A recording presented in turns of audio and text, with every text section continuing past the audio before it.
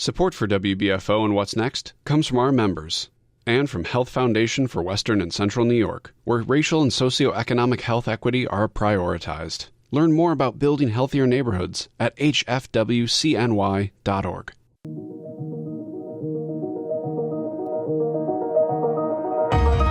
I'm Jay Moran. I'm Bridget Jaipal Valenza. I'm Thomas O'Neill White. We need to get together and let our voices be heard. This is What's Next, a dedicated hour to have important conversations about the issues facing the marginalized and underrepresented communities of Western New York and Southern Ontario. If we're going to have some real healing, we've got to have space to tell some uncomfortable truth. What's Next continues our mission to discuss race, equity, and the common concerns of Buffalo's East Side and beyond. In the suburban area, everywhere, we must work and teach our children.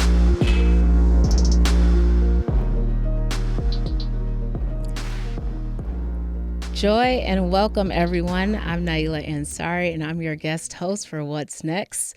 Today, we have a wonderful episode, an important episode, and I have some amazing guests, Elder Kelly Wofford, Dr. Daniel Trippie, and Rabbi Alex Lazarus-Klein. And today, we're really going to dive into some deep topics. We have Buffalo civic and religious leaders speak out against political violence. And this week has been something else. I know you all just had an amazing press conference and really looking at what is this idea of political violence? What does that look like now in a really divisive age, particularly with a major election that has happened this week? So I want to welcome you all, and I thank you all for being here. Thank you. Thank you.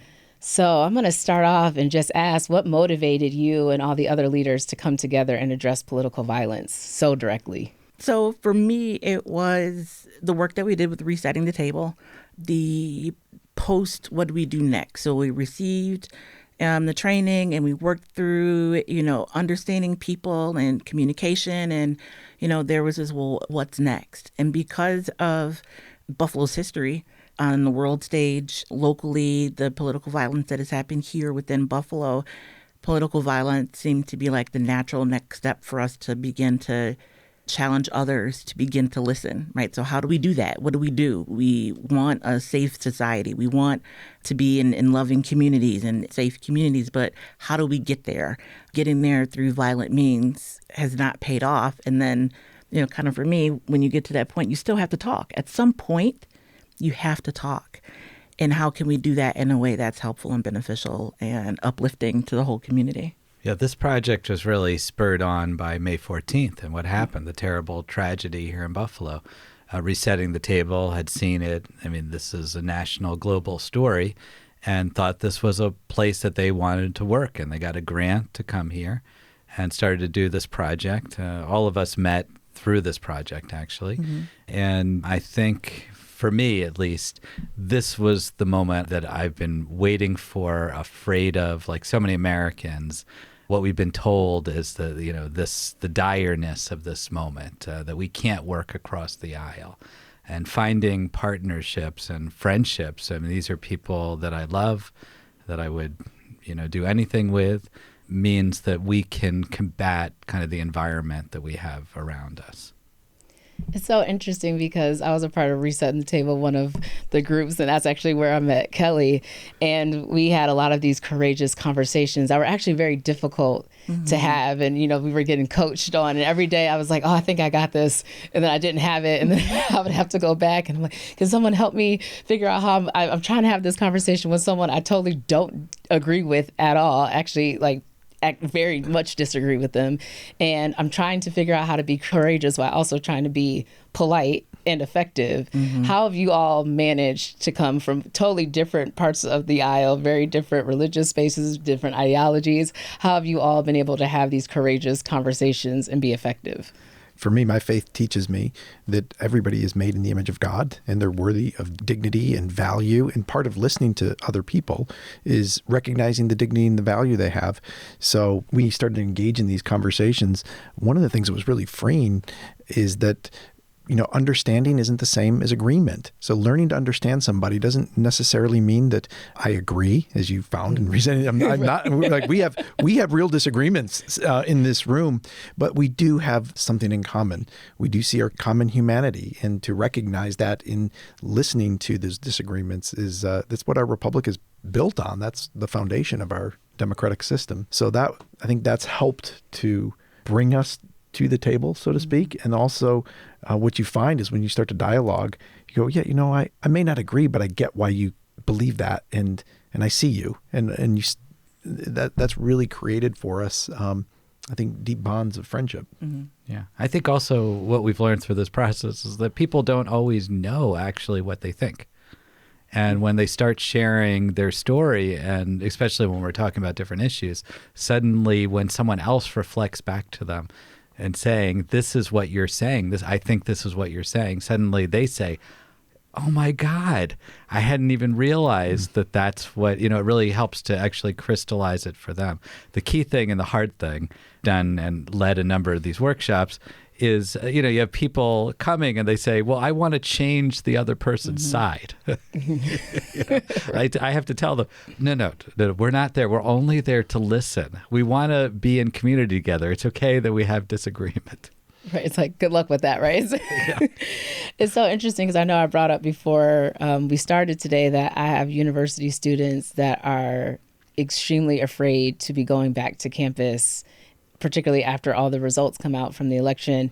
And, they keep saying this is like the worst time in history. Like, we are so politically divided more so than anything else. Now, granted, you can argue traditionally these are like 18 to 22, 23-year-olds that may not really have any other experience outside of their current experience that they're having. Do you feel like we're in a more divisive time now that's really making people feel like there's really a fear to have that political violence will come and continue through the next few months? I can only speak on my experience over the last 47 years, right? That's how old I am. And so probably 40, because the first 10, I don't know. Right.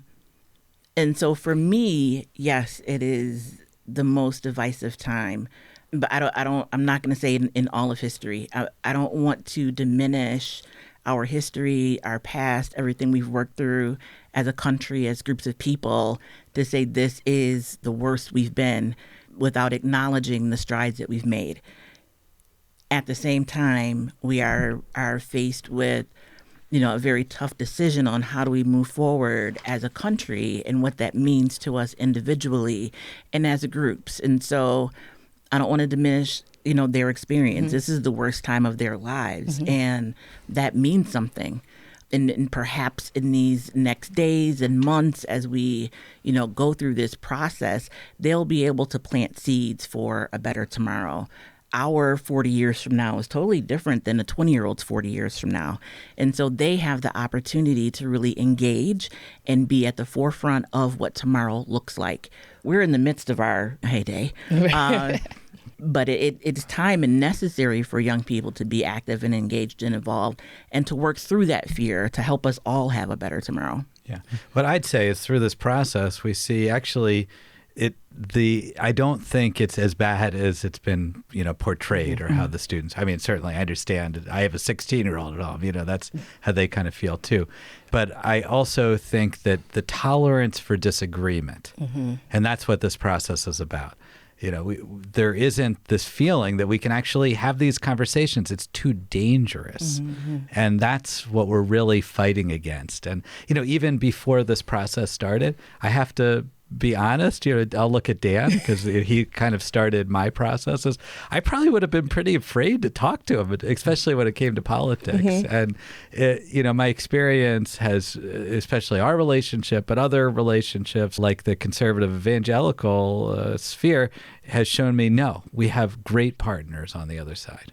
That's wonderful to hear because so often we never get to that point. We just kind of, once we don't hear what we want to hear, it's kind of like we write that person off. And you've all been able to come up with a statement to get a lot of people together that actually do not agree with each other and usually tend to write each other off. You all got them to come together and sign, and we will have to get our listeners to see everything so we can sign as well. How did you all get that to happen? How did you overcome those differences in agreeing to a statement? Yeah, wow. A lot of hard work, a lot of time. So we first started doing the Resetting the Table trainings within our own communities. So I led a group of evangelical conservatives to have the dialogue in our own groups and found, well, we all don't agree. Right. There's a lot of difference there. And then once we learned some of those skills, we were able to connect with other groups that were doing the same work. And we had a foundation that we knew coming together that we've had these skills. We can have brave conversations. And we also, I think, learned in our own spheres that, well, even within our own tribes, we don't all agree. So obviously, then when we come together, we're going to probably find some agreement when we do that. So a lot of hard work, a lot of the training through the skills, and then I think courage to meet one another and spend some time talking. Yeah, a lot of trust building. Yeah.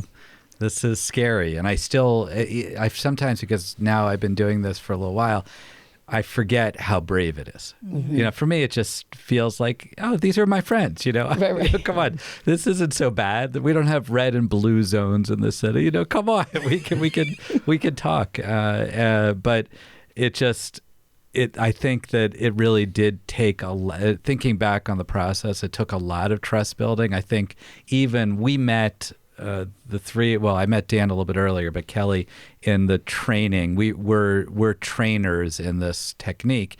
And in those early sessions, I don't think, you know, like it was scary to think because it was a very diverse group, politically diverse, whether we would be able to actually work together until we actually, you know, spent hours and hours and hours together, then the trust was built. It's just so interesting you mentioned this idea of brave spaces, because we often say that a lot, and sometimes it kind of seems like it's on trends for a lot of people, like, I'm going to create a brave space for you.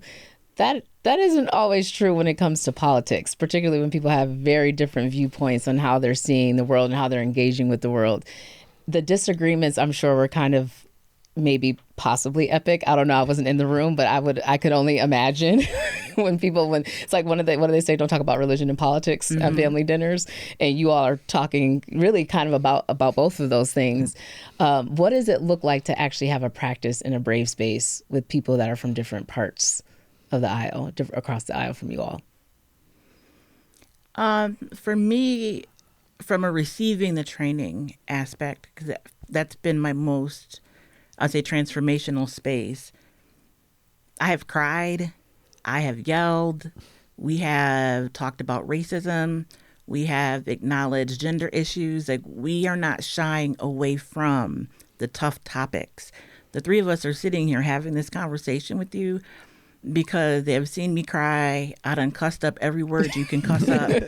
And because that's necessary. Like, it is necessary to say those things, whatever those things are.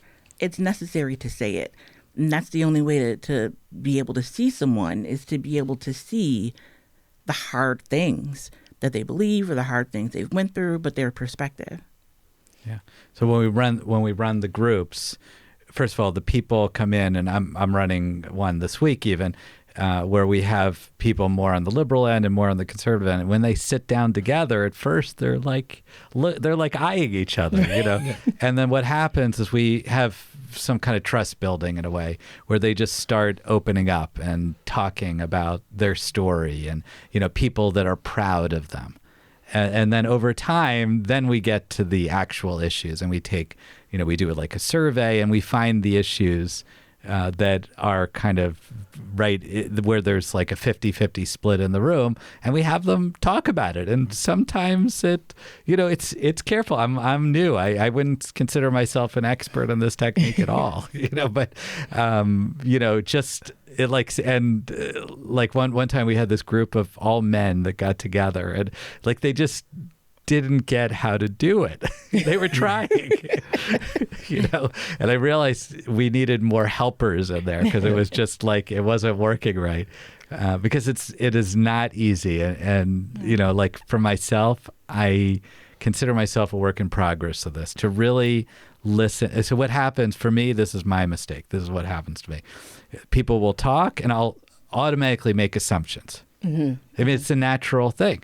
Mm-hmm. And I have to get myself to breathe and not just jump in. Oh, this is your political position, so this is who you are. Mm-hmm. Boom, boom, boom, boom. And it's almost always wrong. And as soon as you make those assumptions, then you're off on the wrong direction.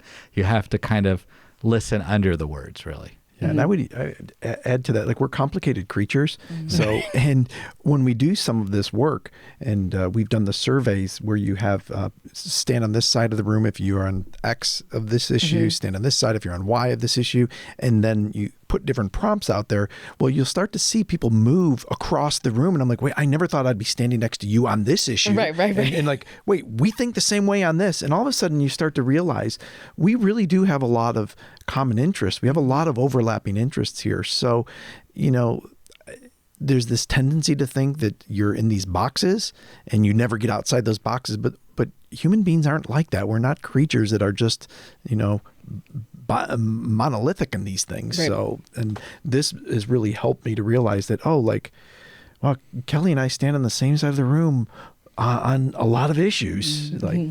Which is interesting because now, in terms of media, it's either you're right or left. Right. There's very few wiggle room for that blur. Mm-hmm. Right. But we live in the blur as humans. Yeah. We aren't just white or black in this idea of who we are, what we want to be, or who we want to be in our community. And it's interesting because you all have the call to action, which are the 3 points, which I actually find really difficult to do. But if we put it in action, I think it would work, which is stop and listen, pause before acting, and spread the message. So can you all speak to that a little bit, and how can we do that? So I would say the stop and listen piece, that step number one, Alex had spoken to it, the ability to pause and stop and take a look at the conversation, right? What is actually happening when you talk to someone?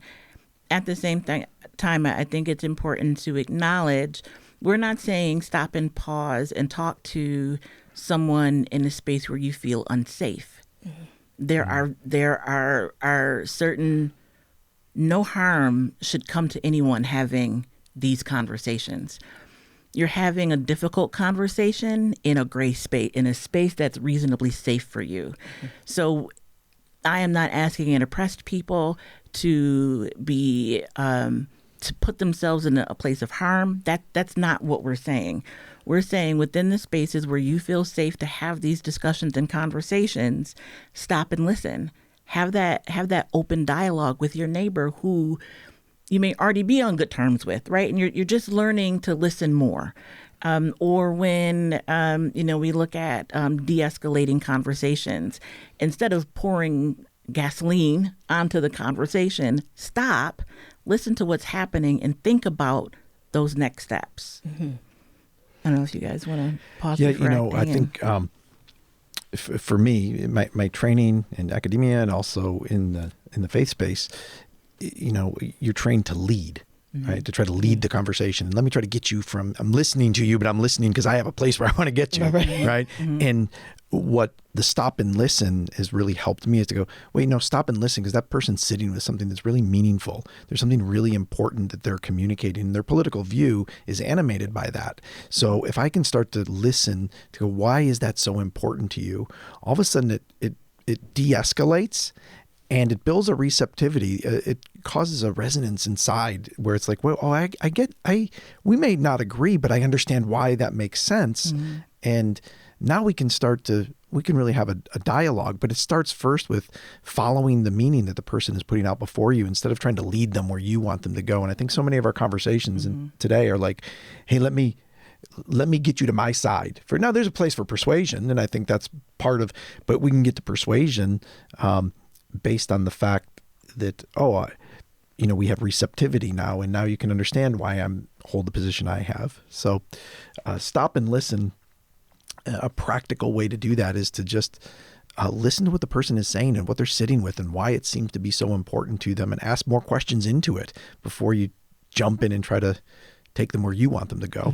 Yeah, have a little curiosity. Yeah. And I think that so often we want to almost like win an argument, especially when it comes to politics. I call these battles over facts. Yes. And, once I see I'm getting engaged or there's a battle over fact, I just step out because you can't win, because my fact versus your fact. Right. And it's really about kind of listening. I'll tell you about one conversation I had with one of the other trainers, and it had to do with voting rights. We were on the opposite end about checking driver's license. And it turned out, as we talked, we both believed in the authenticity of the, electoral system. We both wanted to protect it. We just had kind of different mechanisms and different beliefs about what is important. But actually underneath it, we believed in the same thing, even if it kind of played itself out differently. Right. It's like listen for understanding as opposed to debate, right? That's like everyone's kind of ready to just go after one another and prove their point, as opposed to really understanding why people are coming from their own viewpoint.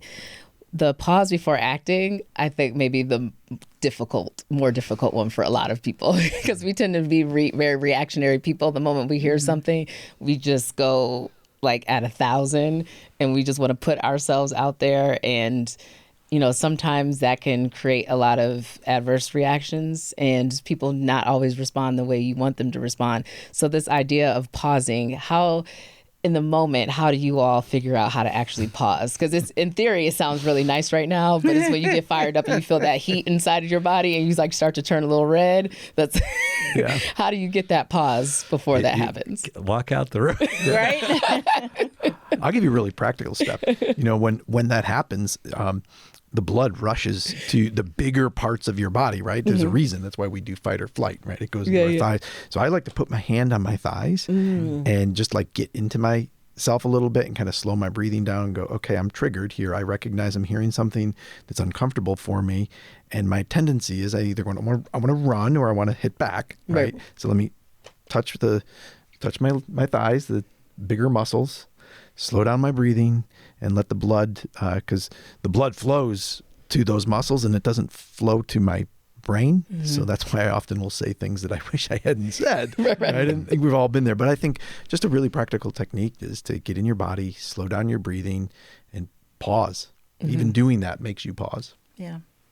And that reminds me, two things. One, this is a piece of communication. This is just a tool out of the whole box that we use to communicate. But understanding how the body works, so you're in that space, in that place, you can use other tools, like when you breathe, inhaling and exhaling, totally not resetting the table, but adding a tool to that while you're in that place, in that space. Control your breathing. Exhale longer than you inhale. Your body responds to that. If your inhale is to slow things down, you inhale, your exhale should be longer than your inhalation. So your breathing out should be longer than your breathing in. That changes how the body is working. And so part of that resetting the table piece is adding to the other tools you already have to communicate. And sometimes you do just have to leave the room. So that the tool is separate yourself from this conversation, right? That is okay too. It's still about being safe. It's about protecting yourself while engaging in difficult conversations. Yeah, because sometimes the conversation isn't worth engaging in, right? Especially if the other person isn't, going to match you where you are. It's like, someone doing taekwondo versus someone boxing, right? You're coming in from two totally different viewpoints, both fighting, but not the same in terms of like the tools. And the last one is spread the message, which I actually don't think that we do as often as we think we do. I think with social media, people think that we spread it because we might be posting it or we might be talking to a friend. But how do you all spread this message to folks in the community? Well, we're trying to model it. I think that the best way to teach is just to do. And I think just the people that have signed that letter, the people that are part of this process, I think just seeing us out there, and that's why we're on a radio program like this or out in the community, because we want to give people permission to be able to have this and that it's okay to have this. And I think just that little window, because people are curious. I think they want to have these conversations. They've been hearing all this stuff on the news about the other side, whichever side you're in. And like part of them is like, well, I really just would like to have a conversation. Like, why does that group feel that way? But they're too afraid to. And, I would have been before this process. So I think it's just kind of modeling it. That's where the message is, through our actions and words. And it seems like there's almost a cultural exhaustion to some extent that people are like, I'm enough. It's just enough. Can't we, can't we have a conversation again? Can't we humanize one another again? I do think so. The more that we put this work out in front of the community, there's a great receptivity within our own community here to go, yes, I don't want to go into the holiday season and have to have that fight again with Uncle Fred or and we want to do this. And so I think there's a lot of goodwill out there for this work. I'm glad to hear you're having the same fight with your Uncle Fred. Absolutely. My Uncle Fred too, right? I'm your guest host, Naila Ansari, with What's Next. And I'm with some awesome leaders today that are really making a difference in our community. Elder Kelly Wofford, Dr. Daniel Trippie, and Rabbi Alex Lazarus-Klein. As we kind of start to move forward and assess and work on these tools, because we will make sure our listeners get them so that we can really provide them to everyone, so that we can make sure that we are really preventing any political violence, particularly in our own neighborhoods. How can the average citizen contribute to a culture that rejects political violence? Just start the conversations. I think that what we're trying to do is build a coalition. So God forbid something happens. I have people to call, that we have people to call, that will be out in preventative mode. I mean, we've already had political violence attempts this year, and they're extremely scary, and attempted assassinations. So I think it's, for me, we can't control like the national, global environment, but at least I can have some measure of control here with the partnerships that we bring that can lessen it. And I'll talk about May 14th. On May 14th, I'm so proud of our community here. We had that terrible, heinous act that happened at the Tops on Jefferson. The next morning, people from all over the area were there. And we didn't have any rioting. We didn't have anything like that. It's because of the relationships that are built here locally. And I think it's interesting because with May 14th, it did force us to have these conversations and discourse that we hadn't had in a while. I think people got very comfortable, and we tend to think that, oh, my neighbor isn't like this, or someone can't come into our neighborhood and do this because we're the city of good neighbors. And I think Buffalo has actually been really primed to have this kind of work here. And Resetting the Table came here. Can you all speak a little bit more about Resetting the Table for our listeners who may not know, and the ways that they've been helping us? And, I've been part of it as well, bridge these gaps in discourse. Yeah, so Resetting the Table, I connected with them prior to 514. I'd had a connection that I had written some articles warning of political violence. This was about 2018. I started to get real concerned. I did my doctoral work in religious freedom and wrote a lot about the diverse ideas that animate our nation. And that caught the eyes of Melissa Weintraub, the president and founder of Resetting the Table. And we started to have conversations about this. And then 514 happened. And Melissa had reached out, knowing that I lived in Buffalo, and said, what could we do? We need to do something. And that started these conversations where we started doing some training right in our small faith communities. And then that bridged out from there. So what Resetting the Table has done is really help put a framework and practical tools around how we can dialogue, and then have really helped us, one, make the connections, with each other, but then also coming in and providing the tools and providing the space for us. To have an outside organization do that was just really helpful. I think somebody that was not from Western New York, some outside, eyes looking in, teaching us those skills, and then bringing us together and helping coaching and facilitate those. And I'd even say casting vision for us, casting a vision for what it could look like for us. Again, not to agree, but to learn to dialogue with one another. Yeah, everything that we've done this time, our press conference, the statement, has been the result of them bringing us together. They have staff, none locally, but helping us out, assisting us. They've come here numerous times. They live around the country. But the organization itself, because I knew Melissa years ago before she started the organization, and she was very interested in the Israel-Palestine issue within the Jewish community and how it was breaking apart synagogues. And so she got invested in that type of work. And in 2016, as the mood in our country was really changing, she decided that we need an organization that's really going to be working on navigating disagreement. And so I don't know the full extent of all the work. They have many, many projects across the country and different, within business communities, municipalities, organizations. I would guess that we're one of the most ambitious projects to try to transform an entire city. So I'm very proud of that. But I actually can't speak to that. We only see a little piece of what they do. Well, they're on it because I've gotten emails from Leah. They're checking in like, are you good? Are you good? So they definitely are really making an impact. And I remember when I did the sessions with Kelly, I walked into the room and I was like, oh, they're really doing the work, because there were people here that I was like shocked that they were able to really dive deep in and to make those connections. So I was really appreciative of the work that they were doing and the commitment that they were having with us here in Buffalo, and really having these conversations that, for the most part, I've always felt we were pretty siloed. But even within our own communities, we were also siloed, which is what I learned. And so the work that they're doing is amazing. And I'm so happy that you all are continuing that here with us. As we move forward, we're trying to really denounce political violence. But how do we do that? And specifically, how do we do that when people get so riled up over a lot of things that they really may not, when we talk about understanding, really don't understand the person at a base level. So when we see all of these folks that are coming out and just in having a complete outrage, how do we, even within our own communities, denounce that, but also figure out how to manage that so it doesn't exacerbate to extreme levels? In the words of Cicely Monroe, know your role, know your goal, right? And know where your voice is calming, know when you are a voice that people listen to.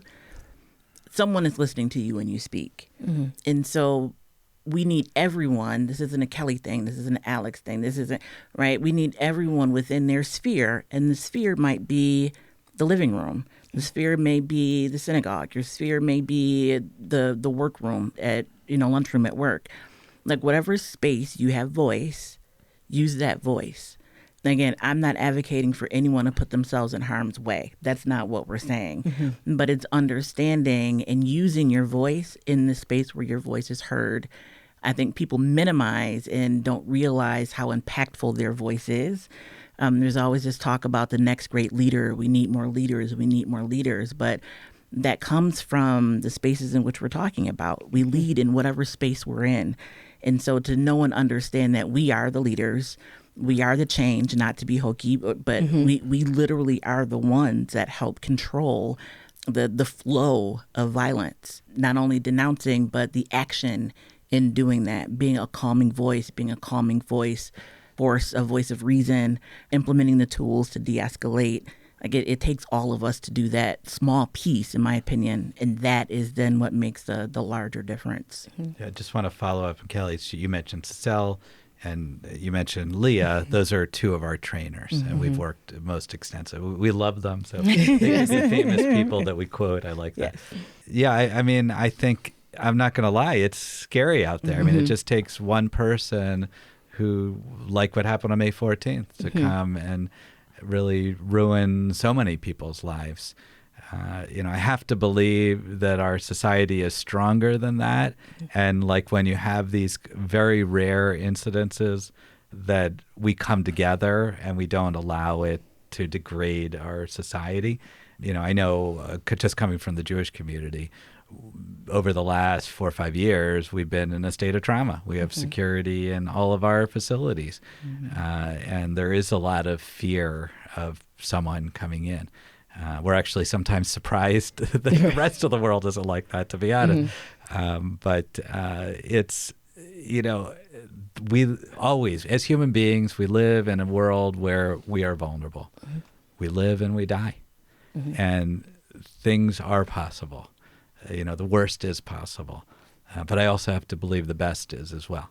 And I have to continue to believe that goodness is in us, and that human beings want to help each other much more than they want to hurt each other. And so I'm going to keep fighting personally, with this message, because every time there's something that takes away our hope, all it takes is one action, opening a door for someone, helping out. Any kind of kindness reaffirms life. It reaffirms possibility. And I think that's all we can do. Each one of us, I think what Kelly said is that, you have to feel that this isn't something that you don't have any control over. All of us need to feel invested in this. All of us need to have some kind of power. It's so easy to say, well, those politicians up in Washington, D.C., they're making all the rules. No. Even when we're arguing over the president is one person in a country of over 350 million people. Right. They have influence, but why give them an outsized influence, on our local societies? We have the possibility to make our own societies, to build places we want to live where people help each other and not try to hurt each other. Yeah, I would say add 2 points. One thing that we can do to reduce political violence is not misrepresent each other. So I think there's just a lot of misrepresentation. We other the other, and let's represent each other truthfully. And then I think there's a really practical step. We want to be careful about free speech, right? Free speech has it has, a double edge on it. There's things I don't want to hear, but it's the right of the other to say those things. But it's not the right of the other to physically harm or to damage property, to physically harm, to do some of those things. So if I'm in a space and I hear of those things potentially, it's as easy as going, we're not going to do that. I'm going to report that. So I think there's a practical end here on political violence, is to report or to, turn in if you hear something is happening, and then being careful to go, no, let's represent people truthfully and not characterize one another. We have to separate free speech from hate speech, right? Because this notion of political violence can't happen really without hate speech first. And so sometimes when we talk about, you all say it perfectly well here, this create a culture of concern for others. When we do that almost creates that block before hate speech can really happen, right? And so we want everyone to feel like they can voice their opinions, but we don't want it to go so extreme that it becomes a harm to other people politically. And so this work that you all are doing is so important, because we are creating that block before we get extreme. Yeah, let's not inflame. Right, exactly. And we can be careful of the way we speak of different ideas. And we can disagree, but we don't have to hate each other while we disagree with one another. Absolutely. And I think that's an important message that we all should be able to share and spread. Yeah. Well, we'll be right back. I thank you all so much for being here. We'll be back shortly with what's next. Celebrate the 50th anniversary season of Austin City Limits. Don't miss remarkable performances from Gary Clark Jr., Black Pumas, Brittany Howard, and more. Watch every Monday at 10 p.m. on WNED PBS. You're listening to What's Next, our place to discuss the important issues of our communities of Western New York and Southern Ontario. We want to hear from you. Click on the Talk to Us option in the WBFO app, and we will work to get your questions or comments on the air. Do you have a story or concern that we should be addressing? Email us using what'snext@wbfo.org. Together, we'll have the conversations that are needed. This is WBFO, your NPR station. Welcome back. I'm Naila Ansari, your guest host for What's Next. And I've been having an amazing conversation with some awesome leaders here. Elder Kelly Marie Wofford, Dr. Daniel Trippie, and Rabbi Alex Lazarus-Klein. Thank you all so much for being here. Again, I've really been enjoying myself today and learning learning a lot.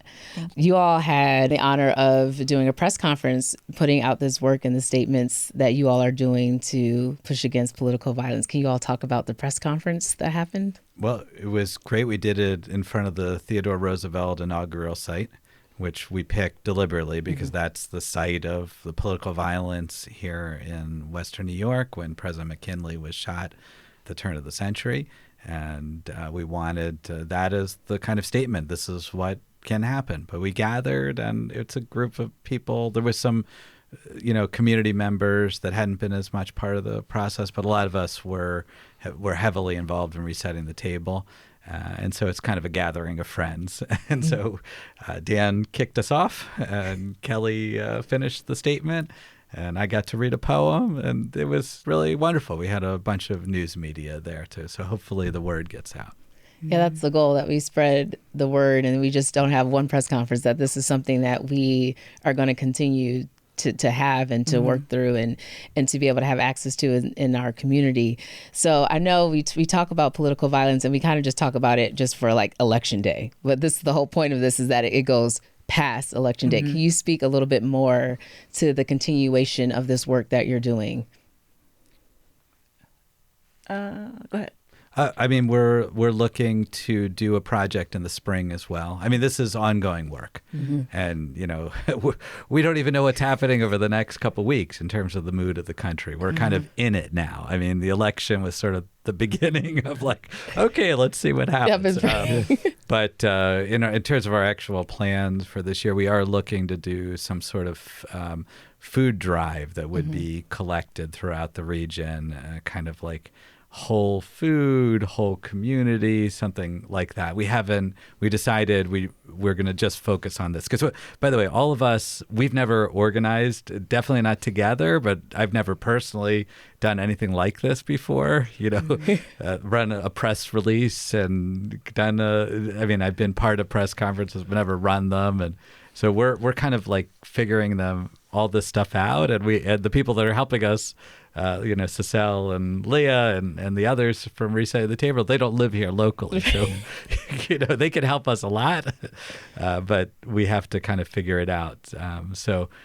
That's what we're hoping, something that the entire community can get on board, and it's going to be about really helping the community. And I think to speak to the beauty of the press conference, because it was beautiful, you had diversity of thought, diversity of voting, standing together, and then moving forward into a collective project like this. We're like, hey, we all do agree about this, that people should have food and access to food, and that's people perhaps in rural parts of our county to our urban, to those who are veterans, to across the spectrum, right? For those that are in spaces that they're food deserts. So there's a place for the red and blue voter to actually come together and go, yeah, we can do this together. So I think there's just something beautiful in seeing people serve side by side, not only just making a public statement, but locking arms and working together, getting our hands dirty together. And I think that's the essence of what our republic is. That was what the American experiment was, that a diversity of people could work together for the flourishing of a nation. It's so interesting because, you're trying to, as I'm sitting here, I'm trying to learn in my own mind, like, how can I do this in my own life, and thinking of instances every day at work or just engage in the community of like, how can I take these steps and push forward?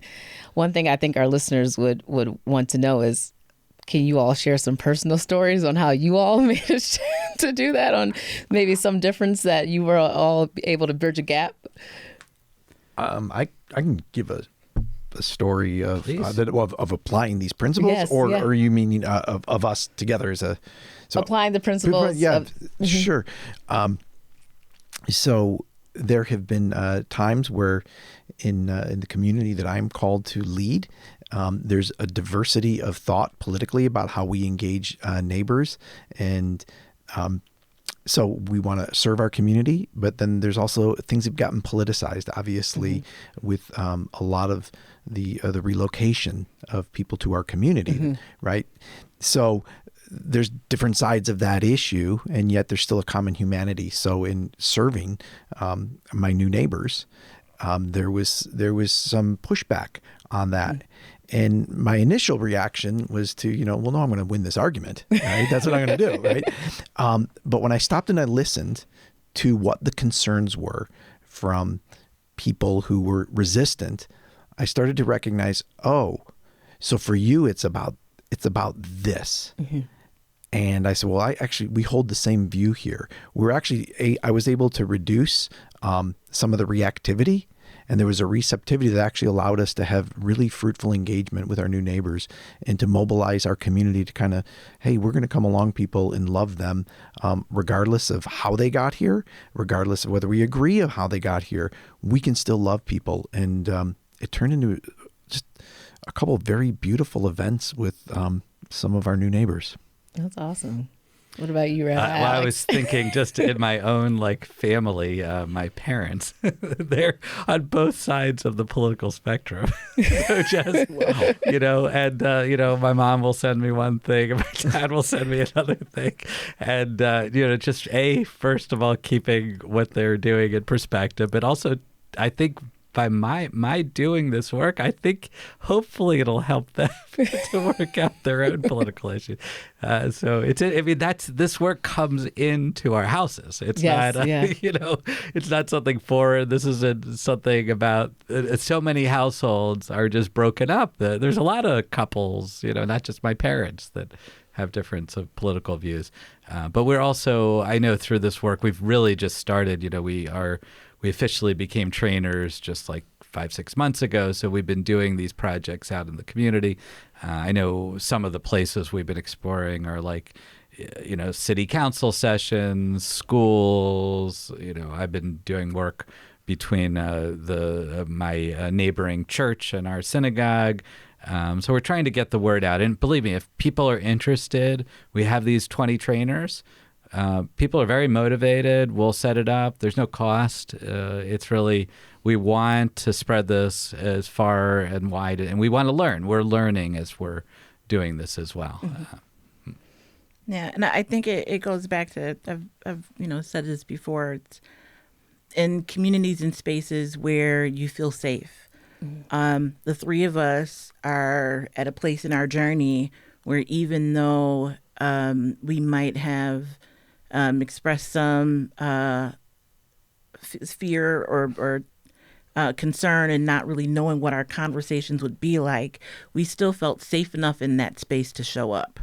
And so that's really the point. We are here in this space. We have are at this part of our journey, but someone else may be looking at their block club or their women's night, mm-hmm. church group, or it doesn't have to be this large diversity of thought, right? It can take place anywhere where you feel comfortable to be able to do that work. Yeah, and it's not just about politics. Right. This is about any kind of division. So every community, you get people together, they got differences of opinions. Mm-hmm. I ask that because oftentimes we hear these different things and people talking, and we don't tend to think of it as a personal thing that people actually have to deal with every day. So thank you all for sharing those tidbits with us as listeners.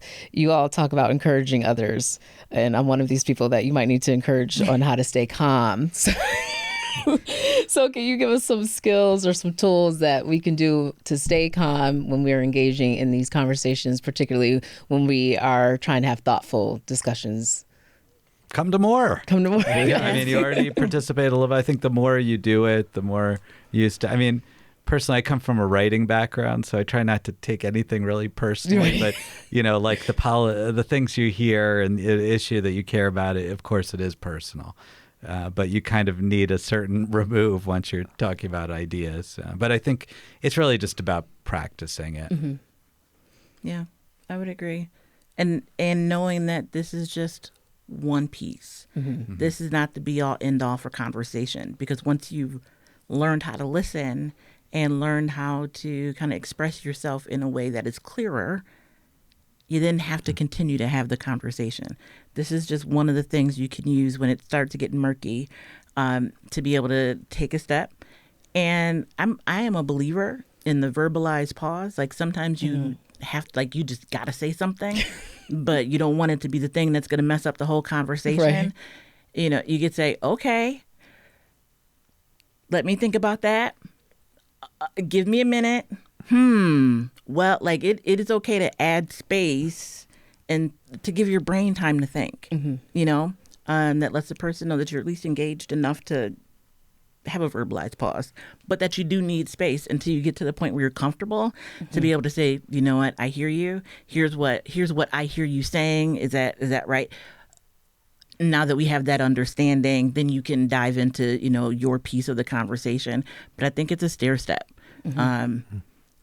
And just keep testing, you know, more and more until you get to a place, if you desire to be in a place where you're having conversations that may have more meaning or more on the line. Yeah, to add to that, you know, ask a good question. You know, you might be reactive in the moment, and you're like, oh, I didn't like what I heard, but I'm going to ask and keep that person talking. You know, keep them engaged in the conversation, and if you're willing, you know, to you know, put your hand on his eyes, take a deep breath, listen, and keep the conversation flowing. Oftentimes, people are working these things out, and the real thing is not the thing they lead with. You get a little deeper, and it's like, oh, that's why this is important. That's what you're sitting with, and you can get that by, you know, continuing to ask good questions into it. And be curious. I mean, I think that's comes with the curiosity. Like, why are you saying that? But it's okay. Going back to something Kelly said, it's okay to say, this is really hard for me. You know, like acknowledging, you know, or I'm about to say something, you know, like it's like getting into a pool. Like, you know, don't just jump in. Right. Put your little foot there. Say, you know, like, I just have this little question. Can you help me? I wanted to know this. You know, it gives people a little bit, you know, makes the conversation go a little bit better. For sure. Don't just jump into the pool. Test the water first. Right. So finally, I wanted to ask you all, you know, what lasting impact do you hope this commitment will have on the Buffalo community, and how do you, and how can Buffalo be inspired to help other communities grow as well? I think we should be a model.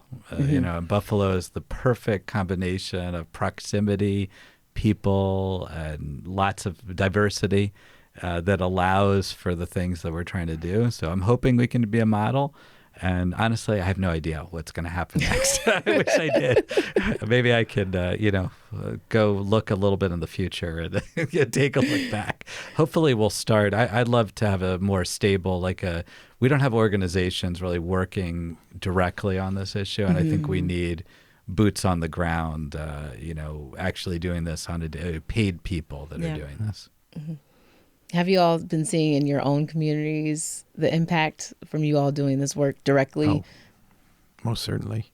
Yes, most certainly. I've seen the church community that I lead, people much more willing to sit down and engage with ideas, to talk to other people, to be careful not to misrepresent them, and a genuine excitement. When I told our congregation what I'd be engaging in, they applauded.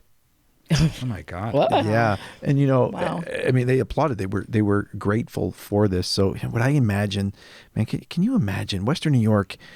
We have the scars from political violence, everything from McKinley to Dr. Slepian's murder to 514 to bombings. What would it look like for Buffalo to be the city that rises up nationally, you know, and says, no, we can do better. What if we are the ones that can do that? And that vision animates me, that this would go nationally, and that we would be the model that resetting the table and other bridging communities could look to and go, look what happened in Buffalo. If it can happen there, we can do this across our nation. We are a very under-resourced region. Buffalo itself is a very poor city